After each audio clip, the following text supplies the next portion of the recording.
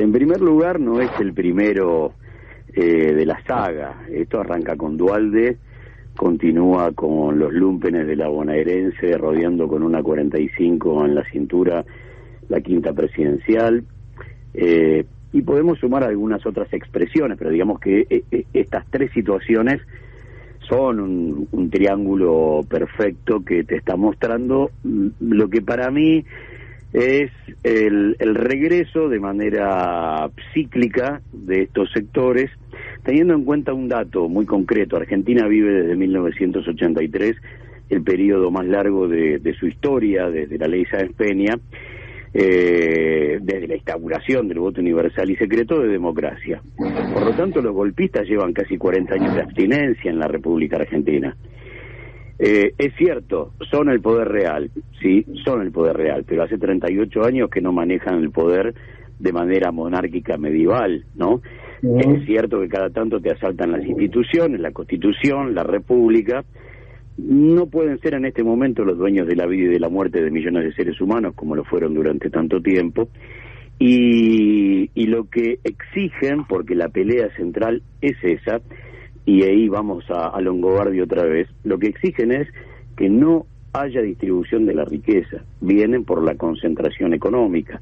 Fíjate que Longobardi, para terminar con la pobreza, no pide distribución de la riqueza, lo que está pidiendo es autoritarismo. Claro. Por lo tanto, lo que está pidiendo mano dura es, mano dura, que sería, en la medida de lo posible, si pueden fumigar a estos sectores que forman parte del país que nos sobra, bueno, hagámoslo ya.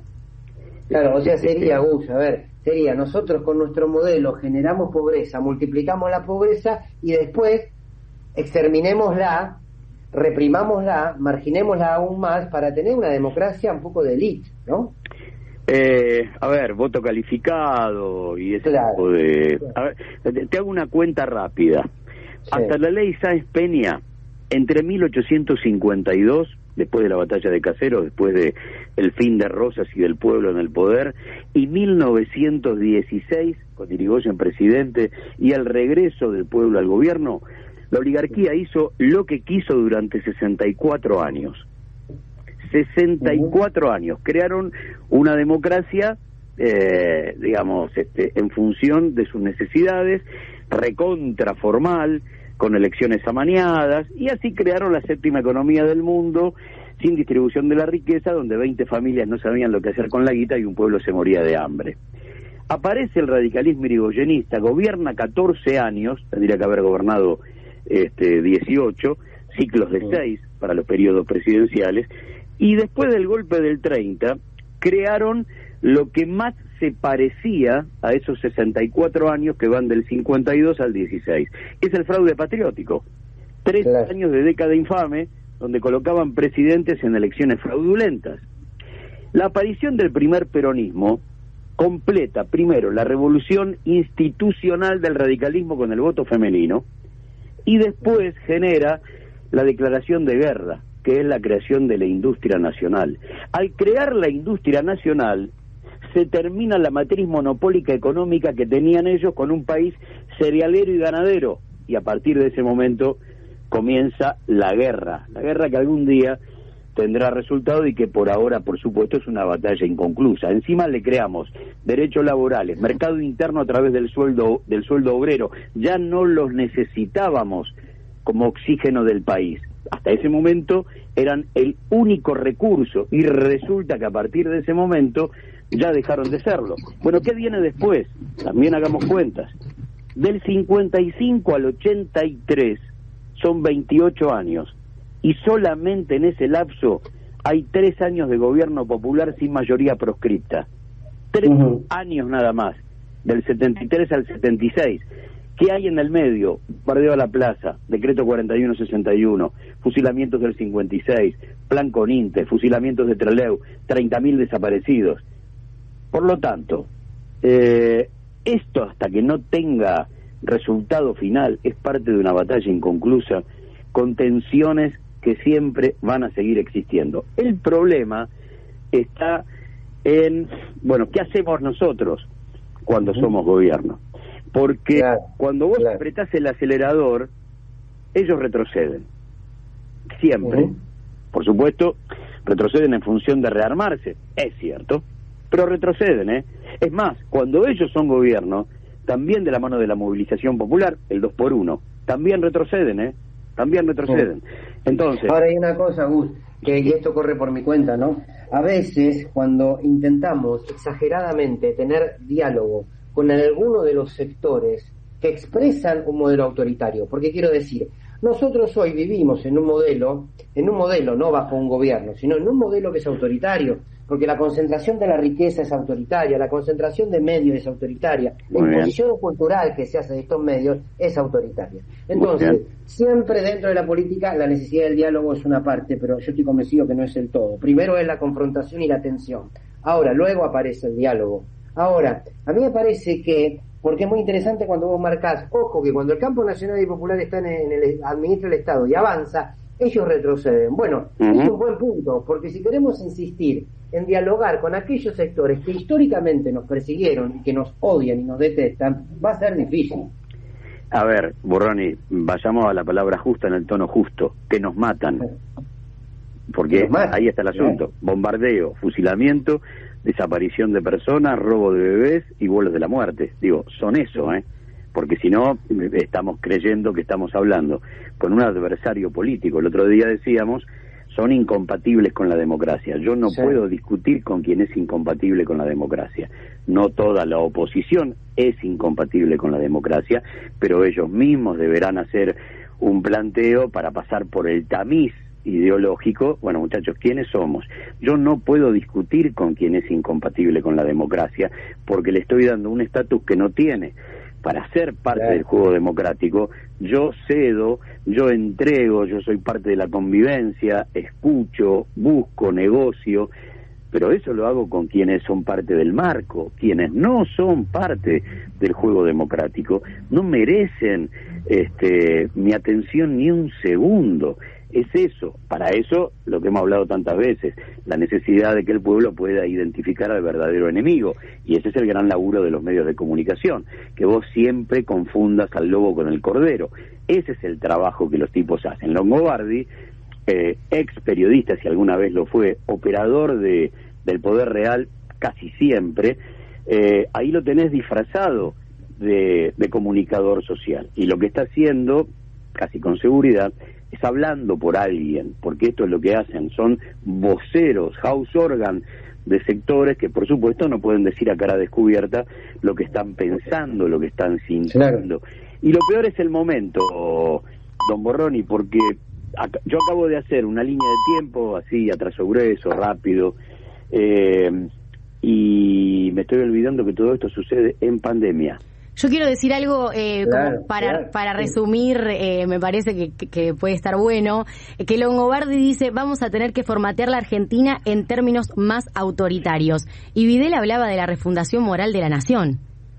Sí, Videla, fíjate que hablaba de ese país que la oligarquía gobierna entre 1852 y 1916, y eso nace en lo que se conoció como la Organización Nacional. Y Videla y todos los compañeritos de la última dictadura le llamaron a eso proceso de reorganización nacional, tomando como base lo que fue el gobierno de la oligarquía durante 64 años. Por lo tanto, estamos hablando con distintos capítulos del mismo monstruo, que ayer fue, qué sé yo, no sé, poner en términos políticos del siglo XX, conservadores, gorilas, liberales, neoliberales, y hoy llamarlos como quieran, pero son exactamente lo mismo. Por lo tanto, uno es muy... Se fueron cambiando el ropaje, ¿no? Porque aparte... no, el ropaje, el diccionario político cada tanto busca palabritas nuevas para decir lo mismo. Lo que vos quieras. Digo, si yo hoy hablo de fake news o de posverdad, estoy hablando de algo que suena mucho más fuerte, como la palabra mentira, que tiene una sonoridad espectacular, pero yo la suavizo de la mano de posverdad o fake news. No, mentira, que por supuesto tiene que ver con una estafa moral para quienes son faltos de toda ética en el marco democrático, y teniendo la concentración mediática que tienen, generan una realidad ficcional que no le permiten a la vecina de enfrente de casa saber dónde vive. Claro. Ahora, vos fijate, como última reflexión, Gus, que Longobardi dice esto: tenemos que ir formateando un modelo autoritario en la misma semana en que el jefe de gobierno de la ciudad de Buenos Aires, por ejemplo, no obedece un decreto de necesidad de urgencia y no obedece un fallo judicial federal, ¿no? No, digo, a ver, también lo dice en ese contexto, ¿eh? Pero sí, hombre, ahora, mirá qué interesante lo de Larreta. El 24 de marzo, el lobo disfrazado de cordero, ¿qué dijo? Recuerdo cuando secuestraron a mi padre y lo convirtieron en desaparecido.